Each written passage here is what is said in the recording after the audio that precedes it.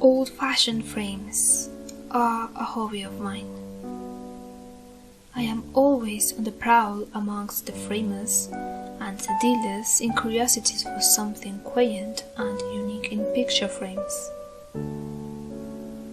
I don't care much for what is inside them. For being a painter, it is my fancy to get the frames first, and then paint a picture which I think suits the probable history and design.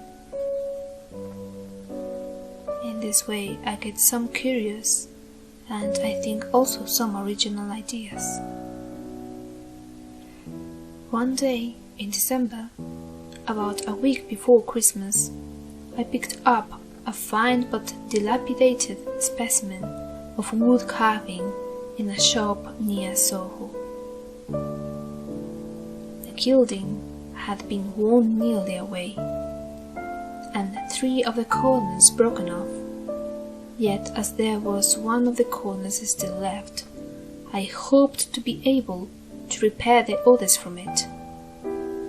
Thus, for the canvas inside this frame, it was so smoothed with dirt and time stains that I could only distinguish it had been a very badly painted likeness of some sort, of some commonplace person, daubed in by a poor pot-boiling painter to fill the second-hand frame which his patron may have picked up cheaply, as I had done after him.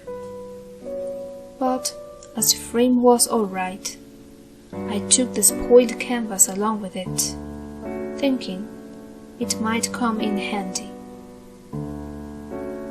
For the next few days, my hands were full of work of one kind and another, so that it was only on Christmas Eve that I found myself at liberty to examine my portrait, which had been lying with its face to the wall since I had brought it to my studio. Having nothing to do on this night, and not in the mood to go out, I got my picture and frame from the corner, and laying them upon the table, with a sponge, basin of water, and some soap, I began to wash so that I might see them the better. They were in a terrible mess, and I think I used the best part of a packet of soap powder and had to change the water about 1,000 times before the pattern began to show up on the frame, and the portrait within it asserted its awful crudeness, vile drawing, and intense vulgarity. It was the bloated, piggish visage of a publican clearly, with a plentiful supply of jewellery, displayed as is usual with such masterpieces, where the features are not considered of so much importance as a strict fidelity in the depicting of such articles as watchword and seals, finger rings, and breastpins. These were all there, as natural and hard as reality.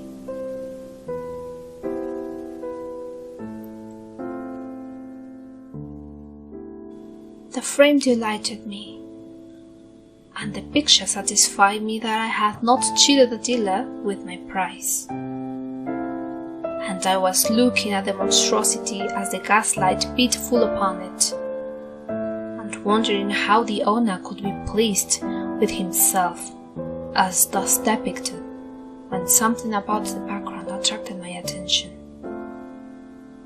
A slight marking underneath the thin coating, as if the portrait had been painted of some other subject. What had I liberated from that vile prison of crude paint? For I did not require to set it up to know that this bungler of the brush had covered and defiled a work as far beyond his comprehension as the clouds are from the caterpillar. The bust and head of a young woman of uncertain age, merged within a gloom of rich accessories painted as only a master hand can paint who is above asserting his knowledge, and who has learned to cover his technique. It was a perfect and natural in its sombre yet quiet dignity, as if it had come from the brush of Moralee. A face and neck, perfectly colourless in their pallid whiteness, with the shadows so artfully managed that they could not be seen. And for this quality would have delighted the strong-minded Queen Bess. At first, as I looked, I saw in the centre of a vague darkness a dim patch of grey gloom that drifted into the shadow. Then the greyness appeared to grow lighter as I sat from it, and leaned back in my chair until the features stole out softly, and became clear and definite, while the figure stood out from the background as intangible, although, having watched it, I knew that it had been smoothly painted. An Indian face, with delicate nose, well-shaped, although bloodless, lips and eyes, like dark caverns without a spark of light in them.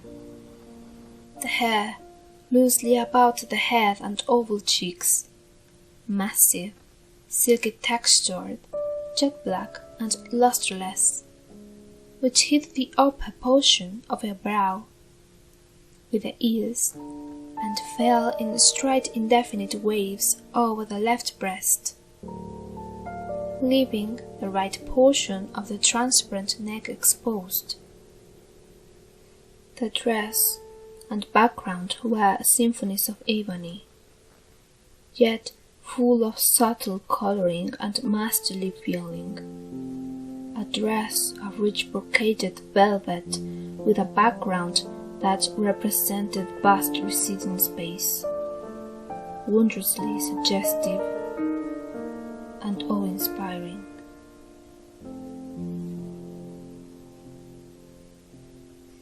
I noticed that the pallid lips were parted slightly and showed a glimpse of the upper front teeth, which added to the intent expression of the face. A short upper tip, which, curled upward with the underlip full and sensuous, or rather, if colour had been in it, would have been so. It was an eerie-looking face that I had resurrected on this midnight hour of Christmas Eve. In its passive pallidity, it looked as if the blood had been drained from the body, and that I was gazing upon an open-eyed corpse. The frame also, I noticed for the first time, in its details appeared to have been designed with the intention of carrying out the idea of life in death.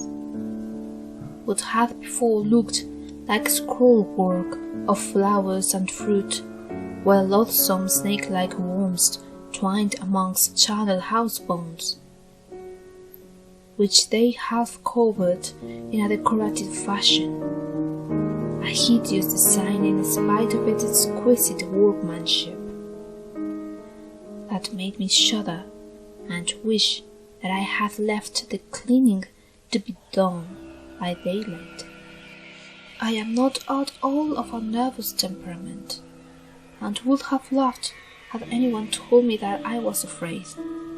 And yet, as I sat here alone, with that portrait opposite to me in the solitary studio, away from our human contact, for none of the other studios were tenanted on this night, and the janitor had gone on his holiday, I wished that I had spent my evening in a more congenial manner, for in spite of a good fire in the stove and the brilliant gas, That intent face and those haunting eyes were exercising a strange influence upon me. I heard the clocks from the different steeples chime out the last hour of the day, one after the other, like echoes taking up the refrain and dying away in the distance. And still I sat spellbound, looking at the weird picture, with my neglected pipe in my hand, and a strange lassitude creeping over me.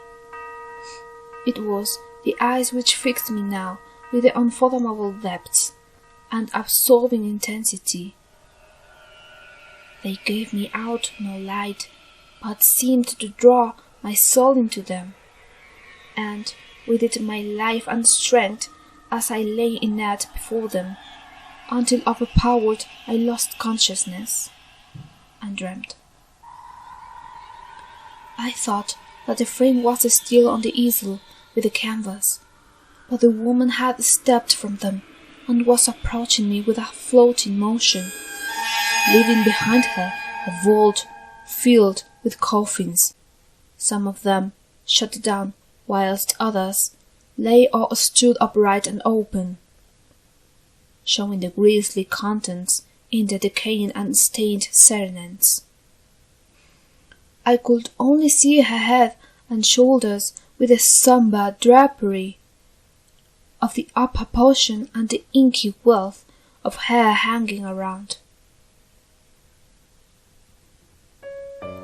She was with me now, that pallid face, touching my face and those cold bloodless lips glued to mine with a close lingering kiss, while the soft black hair covered me like a cloud and thrilled me through and through with a delicious thrill that, whilst it made me grow faint, intoxicated me with light. As I breathed, she seemed to absorb it quickly into herself, giving me back nothing, getting stronger as I was becoming weaker, while the warmth of my contact passed into her and made her palpitate with vitality. And all at once the horror of approaching death seized upon me, and with a frantic effort I flung her from me, and started up from my chair, dazed for a moment and uncertain where I was. Then consciousness returned, and I looked round wildly. The gas was still blazing brightly, while the fire burned wrathily in the stove. By the timepiece on the mantel I could see that it was 12:30. The picture and frame were still on the easel, only as I looked at them the portrait had changed.